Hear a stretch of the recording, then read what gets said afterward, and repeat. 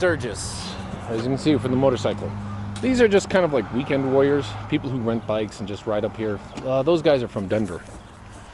Of course, South Dakota has legalized gambling, so there's casinos all over the place. But here we are, Sturgis. Motorcycle town extraordinaire. And this is where we start. Hopefully the weather holds. It's supposed to be in the 60s, 70s. Hopefully that cold weather is gone.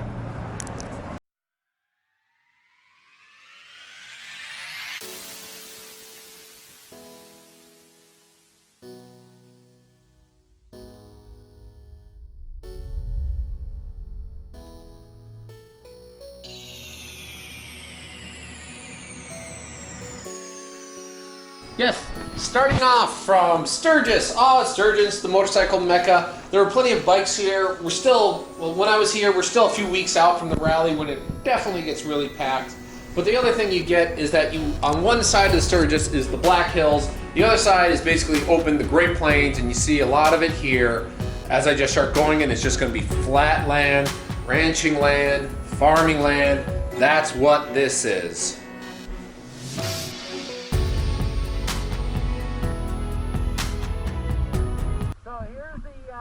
Death of the Bismarck Trail, a trail that took place, a massacre of the Wagner family by Indians who barebutt watched with envy the passing of their land to the passing of their land to the whites. Two brothers and a wife of one were leaving the land of gold, homesick and disappointing, seeking to catch the main outgoing wagon train. They were ambushed, slain, scalped, and their oxen shot. Their effects disposed. Okay.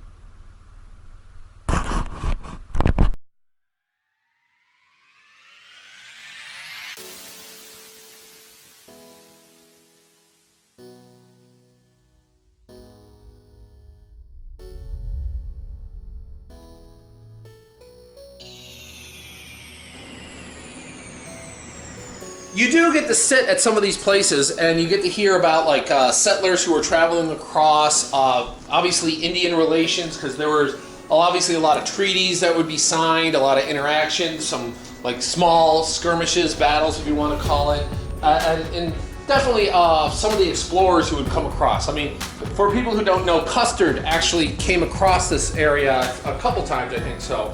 One time he went through the Black Hills. He said that he was surveying, but most people say he was looking for gold because they were looking to try and take the Black Hills from the Indians.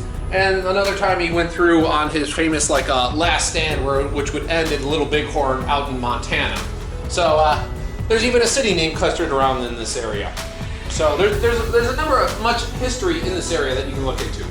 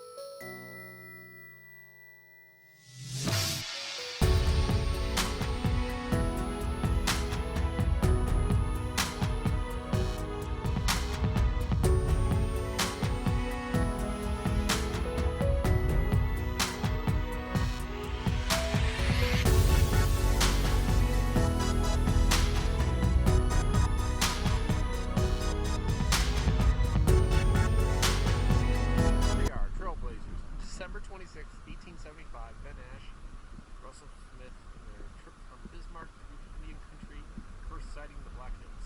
1875? Surely they knew about the Black Hills before then, right? They would be off in that direction, I guess. Okay. Just look at these plains. A whole lot of quiet. The road is in great condition. Oh, love it.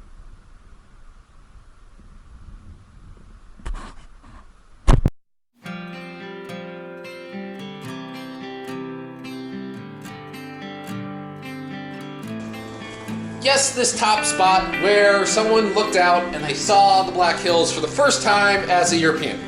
Technically not the first time. I'm sure there was a trapper or a trader who came through years and years and years before, but this is the first documented case.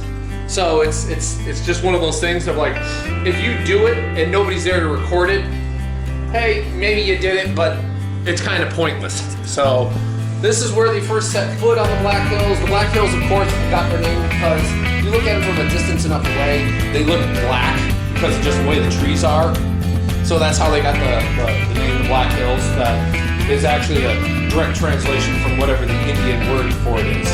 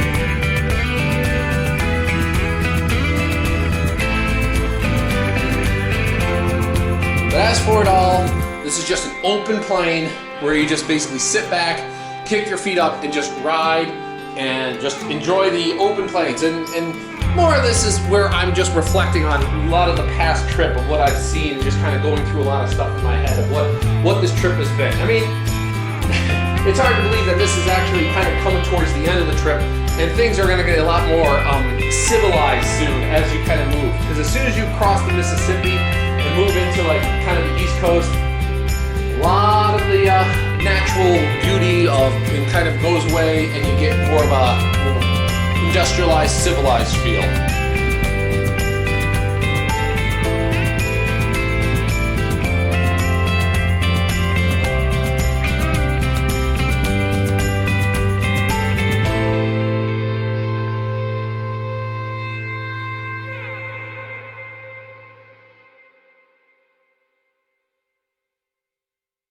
Here you are looking at Gettysburg, which very well could have been named after the town. The town was founded in 1883. And you're pretty much seeing all of it. Yep, that's Gettysburg. Yeah, I was in this town for a little bit, and they didn't have a grill or anything open for a nice little lunch. It was kind of weird. Yeah, you bump into these towns. They didn't even have a McDonald's. They had a local bar and grill, but they weren't serving at the moment. It was weird. They had a nice little break in midday. Kind of sucked, but hey, we move on.